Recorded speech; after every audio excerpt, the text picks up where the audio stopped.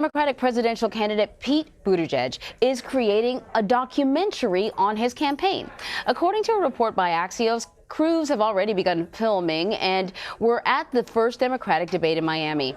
The report highlights how a documentary can be a good way for a candidate to establish a narrative, as well as get their voice heard by young voters. So for more on this, Axios media reporter Sara Fischer is joining me now from Washington. So this is pretty interesting. What are we learning about Buttigieg's campaign documentary? Well, yeah, he has crews that have been following him, not just at the debate, but on a bunch of campaign stops throughout the 2020 primary. And I think what we're learning here is that if you are a young candidate, the way to set yourself apart and establish a narrative about yourself is to get ahead of it. So get film crews out there to record your campaign, show what you're up to. And if you can do that, it's a lot harder for your competitors to go on cable news where there are less viewers that are young and say, oh, this is what you're about. The thing that we're waiting to see, though, is whether or not someone actually picks up the documentary. As we said, we don't know whether it's going to air on Netflix or HBO. Depends who buys it.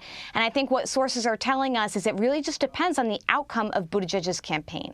It's really interesting because that's what I thought. I mean, okay, so typically, we wouldn't see this documentary till presumably after the campaign is run. So is this setting him up for something in the future? But then I was also thinking we're living in an era where there are many video-rich platforms that a candidate could use. They don't necessarily have to just reserve it for a documentary. There's, Instagram and Facebook and Twitter and all sorts of places where a really sort of well-shot image can go a long way.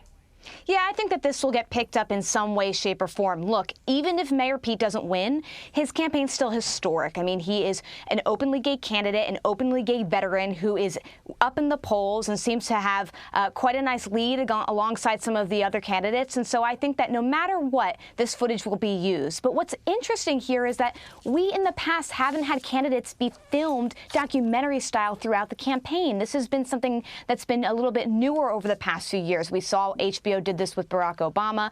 So I'm curious to see if this becomes the new trend now. If you want to cement your legacy, hire a crew and make a documentary about it. Yeah, really. Okay, I want to talk about something else. This was a really fascinating article. You guys wrote an article about President Trump, and you're reporting on how his First Amendment advocates are waiting on a ruling for if the president and other public officials can block constituents on social media. So the whole article sort of talks about how these new forms of media, how they're really sort of challenging First Amendment rights, but also the responsibilities and requirements for the whoever's sitting in the Oval Office. So the president had taken to blocking people on Twitter they didn't like. And then that went to court. Tell us about this case. Yeah, so we wanted to write a piece ahead of the 4th of July holiday that explained, look, the president might call the press the enemy of the people and fake news. But at the end of the day, these actions, some of them have consequences. And a lot of what we're seeing is that some of his actions to keep the press out or to block information, whether that's blocking people on Twitter, taking away press credentials, deleting tweets, these actions often get litigated in court. And we're finding that the court is often siding with the First Amendment and free press. So let's talk about the Twitter blocking. President Trump was blocking critics on Twitter early on in his administration. And constituents, we should remind people, I mean, these are voters. Right? These are voters. These are tax-paying constituents. Right. That's right.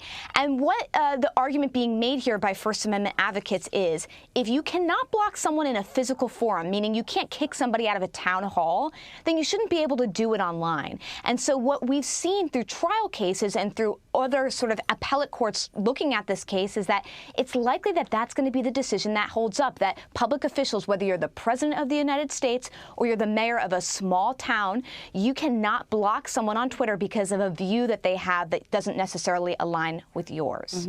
And you also looked at deleting tweets and this is a debate I remember sort of raging when we saw how often the president was using his Twitter account, but also that he had a POTUS account as well as the real Donald Trump account. And so which one was going to be public record? Was all of it public record? What if he deletes a tweet? That's another sort of case that's being looked at. Oh, absolutely. And again, we didn't really have to think about these things before President Trump. I mean, Obama was the social media president, but he wasn't using Twitter as prolifically as Donald Trump. Basically, what the White House has been saying is that communications from the @RealDonaldTrump Twitter handle, that's the one with the millions of followers, those are not official communications. Those are just coming from the president in a personal capacity. But what people are saying and what's been argued is that, look, that is a personal capacity. When you're making announcements to world leaders, when you're announcing that staff is departing, those are official announcements, and you can't just delete them and expect them to not show up on public record. So the National Archives essentially said, look, if you are going to delete those tweets, you must save them to be put and preserved in the archives forever. Again, that's a great example of a ruling that's setting a precedent, not just for the president, but for any public official in any capacity. Right. Even if you make a typo, even if autocorrect changes it to a word that you didn't anticipate, that's part of the public record. Exactly. Sara Fischer, thank you very much. Thank you.